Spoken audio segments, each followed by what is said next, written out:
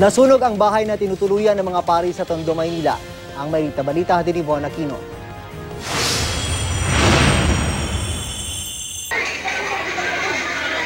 Sa cellphone video na ito, makikita kung papaano nilamon ng nagangalit na apoy ang ikalawang palapag ng bahay na tinutuluyan ng mga pari sa San Juan Luna Street, Gagalangin, Tondo, Maynila, pasado 3:00 na madaling araw.